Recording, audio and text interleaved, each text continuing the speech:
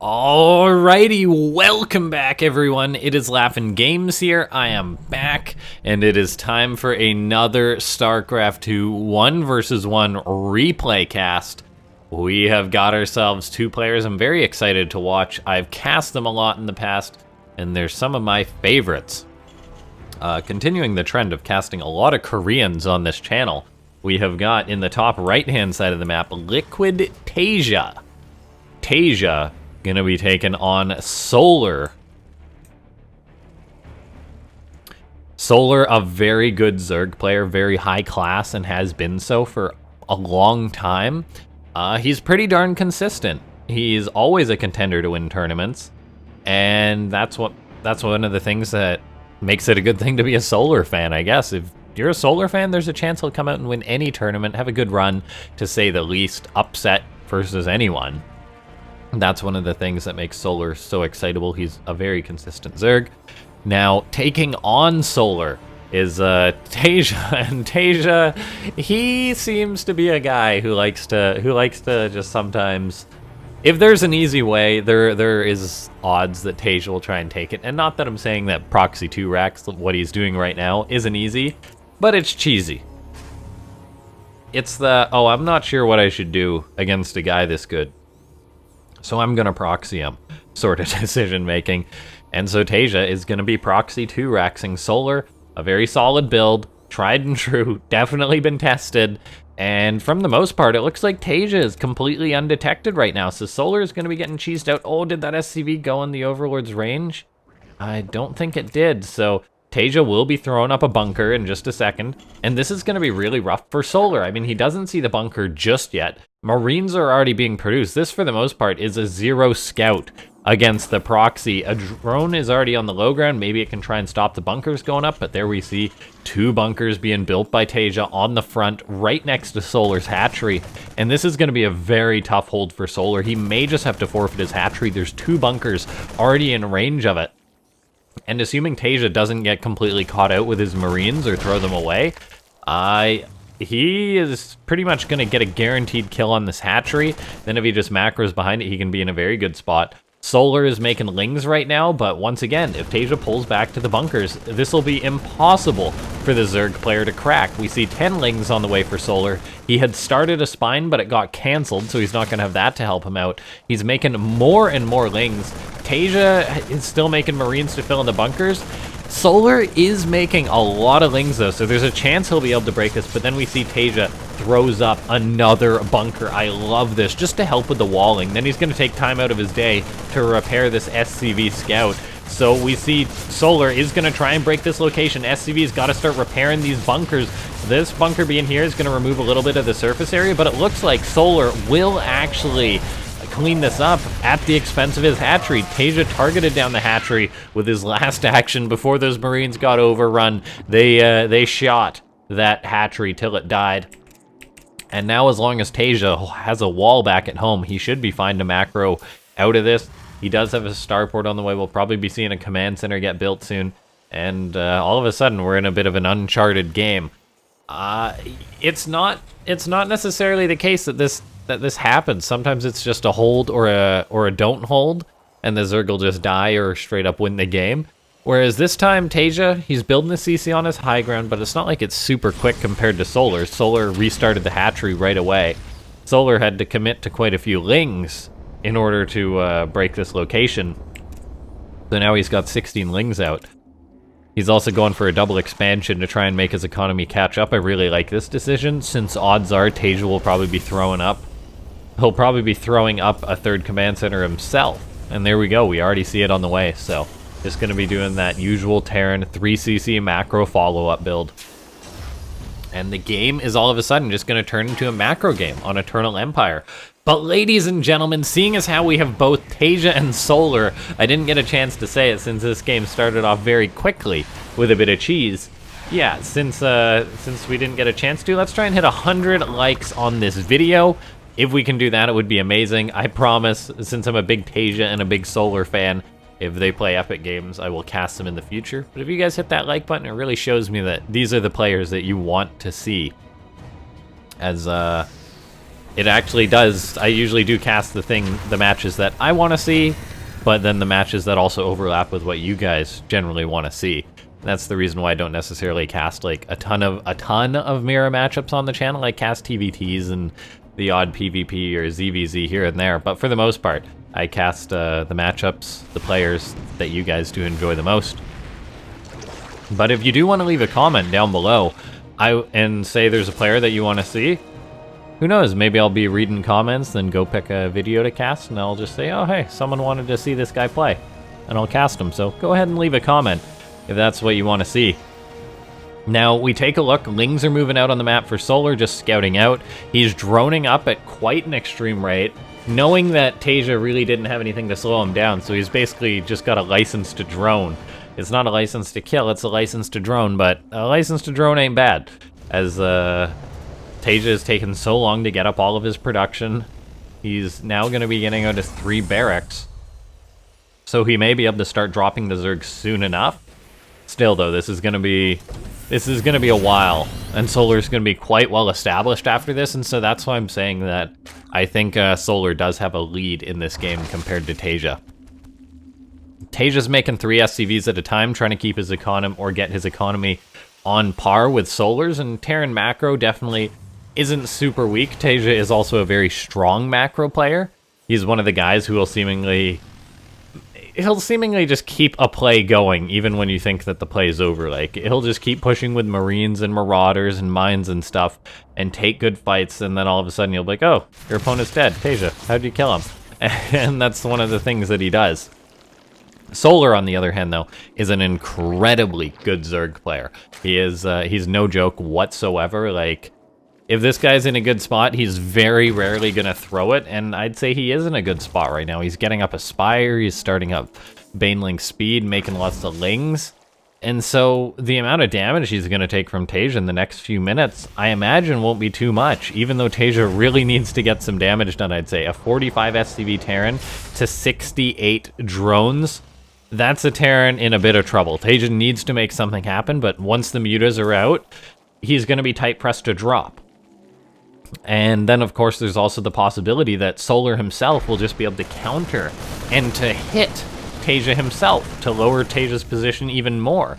And so we got to see TaeJa doing something miraculous to come back in this game. Solar, he's stopped at 68 drones, but he's going to be able to get up a 4th base soon, probably mainly uncontested. He's going to be able to just throw up Evos, most likely, just tech up, make tons of Banes, things like that, all that good stuff. And we see TaeJa just has to go home because he knows that he's not able to kill Solar or even really push Solar at this point in the game. There's that 4th base going up for the Zerg. The Viking for TaeJa is playing it pretty cool, kills off a creep tumor, so nice utilization of that. However, I fear his days may be numbered as these mutas are on the way. And once the mutas are on the way, this is going to totally put the game tempo in Solar's advantage, as TaeJa's going to have to throw up turrets. He's going to have to position his army in a way that the mutas won't just backstab him and end the game, because mutaless can very well do that. And this is part of the reason, I'd say, why we see TaeJa pushing so much. Not that he even really knows about the mutas, but he knows that he needs to get damage done to the Zerg, and he does actually end up bullying Solar off this 4th base location, forcing a cancel, which is nice to see. Solar has already thrown up a new 4th base, though. I wouldn't be surprised if he throws up another 5th base hatchery sooner rather than later, as it doesn't hurt to be a Zerg to double expand. The mutas are here for Solar. He's just so good with them, turns them around away from those Marines right away. TaeJa, of course, knows about them, but now he's just got in the back of his mind, oh, the mutas, where are the mutas? He's now going to be not really reacting, actually. Now he's sending some Marines in to send these mutas packing. So TaeJa may be able to defend the mutas, but it's going to make life a lot tougher as far as pushing Solar. This is pretty much forcing TaeJa into a 4th base. Solar's just strength in this game. If TaeJa had the option to try and kill Solar, he would have, but Solar's solid defense, his good economy, has basically said, TaeJa, don't even try and push me. And so TaeJa is not even trying to push him. TaeJa's holding this watchtower, which is good. The watchtower on Eternal Empire is quite nice as far as spotting counterattacks, helping your base stay covered. The mutas for Solar now, though, are going to be moving towards the third base of the Terran. They can potentially delay this fourth. They can potentially kill some SCVs, then bounce into the main base, which makes life very, very difficult for TaeJa. And oh no, TaeJa! He didn't have anything in position to help defend against this. The mutas attacking the building fourth base. Solar maybe thinking that he could cancel that at a very late hour, but no, not quite able to do that. A Thor is now out, going to help zone these mutas away, but they have killed 9 workers. TaeJa's looking to push on the front towards Solar. However, Solar's making 14 Banes. He's already got 14 out. An overwhelming number of Lings, it would seem. The Zerg player may just want to wait till he does have his 1-1 upgrades, so the players will be on equal upgrades, and it looks like they will be at that soon. TaeJa's got 100 supply, Solar at 110, so it may actually be an even contest. However, we do see all these Banes rolling in. There's not too much AoE for TaeJa. A lot of reinforcements are coming in. We're going to have to see some of those old school TaeJa godlike splits, and he's doing a pretty good job of it, but the Banelings are getting decent enough connections, it would seem. Reinforcements coming in for TaeJa. Solar's army may be starting to wear a bit thin. However, some good Baneling connections clean out most of the Marines, and TaeJa's army has been cleaned up. He's probably going to need to hot lift out that Thor, pull that Thor away, and re-land. Solar, though, has held that attack. He's on 5 bases. He's got a lot of room to breathe. He did lose a bad chunk of his Mutalisk, which really does hurt him, though. TaeJa's got his +2 attack about to finish. He never started his +2 armor. He's going to be floating over his 4th base, and I do like this from TaeJa, securing this as his 4th base location instead of the further left ones, as this is going to give him a very, very short attack path. It's going to give him an anchor as far as pushing Solar goes, so I really do enjoy that. I think TaeJa is still in a bit of a rough spot, though. The Zerg is on a very strong economy, 84 drones. We see +3 attack start for TaeJa. He has yet to start his extra armor upgrade, though. TaeJa, forgoing his +2 armor so far, now he starts it. I don't know if it was intentional or just a sacrifice he made in order to not have +2 armor done already, but for now, he's going to want to get that going, that's for sure. TaeJa scans, sees that there's no Zerg base on the left side, knows he's just going to need to focus all of his efforts to push on the front. He does have Drilling Clawed Widow Mines now, which I'll say is very nice. He's also got Thors to help zone out these mutas, which is also really nice. Widow Mine kills off 2 mutas, really good for TaeJa. And now he's going to be looking to push Solar. We do see TaeJa pushing on in. His supply is pretty decent now, up compared to Solar. Solar is making a big round of Banelings. At the same time, though, 20 Banelings is a lot, but then it's not that many when you're up against 3 Thors, Widow Mines. Where's the rest of TaeJa's production? That's another question. If TaeJa can get all of his army up here, he could very well take a big fight. He has just been macroing up himself. Solar lost a lot of mutas. That was expensive for him to replace. We have seen Solar. He's up to 39 Banelings now, though, against 49 Marines. I'll take these odds for Solar. We'll see if he's going to attack off creep. Looks like he will. There is Widow Mines, but they don't get connections. Solar sectioning off a part of his units. Gets a pretty good connection on TaeJa's base. We see a Ling counterattack heading towards TaeJa's base. Marines and the Thor are going to try and hold this off, and they will successfully, so really nice defense from TaeJa, reacting to that appropriately. SCV's hugging that Thor. TaeJa wants to keep this push going. However, he doesn't have that much on the front for the minute. The Baneling count for Solar, though, it's down to 15, so he's making another 10. The Baneling count is a big indicator as to whether Zerg is going to be able to hold off an attack or not. For now, it looks like we've got 25 Banes against TaeJa's army. If TaeJa can get all of his forces here, once again, though, I think he can very well make a push happen. We see him being very careful off creep. He's pulling his units back the second they get in danger, the second that it doesn't look favorable for him, and so he's just going to start pulling back. Now he's got Widow Mines, he's got Marines on a ramp, a very defensible position for the Terran. Can Solar orchestrate a surround? That's the question. If Solar can come from the north, and it looks like he's going to, this could be the fight that he wants. There's Widow Mines, but they're not quite in position. Solar's going to go for it anyway. One Widow Mine shot goes off, but most of the other mines for TaeJa are too far to the north. They're not helping out in his fight at all. His Marines are kiting back against the Banelings, but there's so many Banelings. TaeJa's splitting as well as he can, but not having those extra Widow Mines in the fight really hurt him. They're now going to start going off, but Solar's really good at splitting them away, and so most of the mines are going to be cleaned up. TaeJa gets completely pushed back, and the Zerg has a very, very favorable army supply. Solar has been able to stay alive. He's now teching up to ultras. It was looking a little bit dicey for him for a second, but that surround was really good. If the Widow Mines for TaeJa had been repositioned, maybe that would have been different. Who knows? For now, we see though Solar's still even going to be using his mutas to harass TaeJa a little bit. He knows he's got control of this game. He wants to completely start turning the game on its head for the Terran player. I mean, TaeJa's attack failed. He's not dead yet, but all it takes is 1 or 2 good counterattacks from the Zerg, 1 or 2 army cleanups, and I think Solar will simply just overwhelm TaeJa. The Zerg player's maxed out. He's starting to build a bank. He's going to be able to grow his army strength by still making more and more banelings too. I'm really, really concerned for TaeJa at this point. I think he does just have to sit back, remax, and hopefully take a good fight. Maybe start dropping all over the place if he can. And he is starting to pressure creep on the left side, make Solar feel a little bit uncomfortable. TaeJa is also investing in a 5th base, which is good to see, and rebuilding that wall, which is also good to see. For now, though, things have calmed down for just a second, but I am quite concerned for TaeJa. We see Solar, he's making even just a few more banelings. He's going to have his 3/3 upgrades, chitinous plating, and this is going to be really, really tough for TaeJa when a fight happens. There is so much Zerg out on the map. 4 ultras, 41 banelings. That could crash forward strong.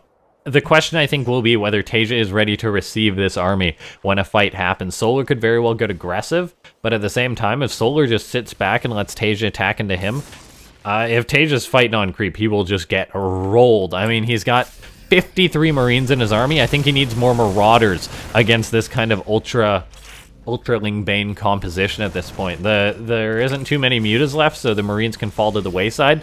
I honestly think TaeJa does need to trade out some of his Marines against this army because he's maxed out, but his army is not going to do really anything against this unless he splits like a literal god. I mean, not just TaeJa godly splits. He would need to split so perfectly for these Marines to have good value against this army. We see Solar starting to crash forward. The Marines are running away, but there's so many banelings, so many ultras. TaeJa's army is so clumped up. There's so much crashing here for Solar. The Terran player is going to hold on. The Zerg instantly remaxes, though.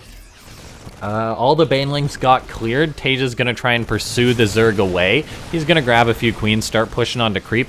Maybe he can take a very quick fight, but once the reinforcements are out for Solar, I think that'll be too much. TaeJa pulling the Marines back as well as he can. There is just a few ultras left, but now we see the rest of the lings coming in for TaeJa, or for Solar. TaeJa's going to have to lift up. He's going to have to retreat to his planetary fortress. He has got up a 5th base, which is really good for him.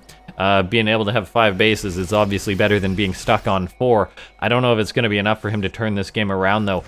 Supply-wise, TaeJa is doing okay army-wise, as Solar has such a high drone count, but we see Solar making more banelings. He's still just got a godlike economy, taking the base in the top left, bottom right. He's now hitting the planetary, and TaeJa is out of position, so you know how I said TaeJa getting up another base is good? Well, he's about to lose one of his bases in exchange for that. A bunch of transferring SCVs being neglected. TaeJa's wanting to try and push into the Zerg, but this feels like a desperate Terran push. I'm not sure if it's going to happen. The Zerg is doing just the Bane train rolling, just going to hit pretty much everything. Solar's like, I got a bunch of Banes, I want to spend them. It's like when you got money burning a hole in your pocket. You're the Zerg, you just want to throw those Banes at the Terran and see what they hit. Now, Solar coming forward with his Corruptors. The Medivacs of TaeJa are all going to die to the Corruptors and friendly Widowmine fire. There's not that much Terran left. TaeJa can kite. The Ultras and the Zerg is just going to keep spilling forward. The PF is his anchor, but I don't even know if that's going to hold against this.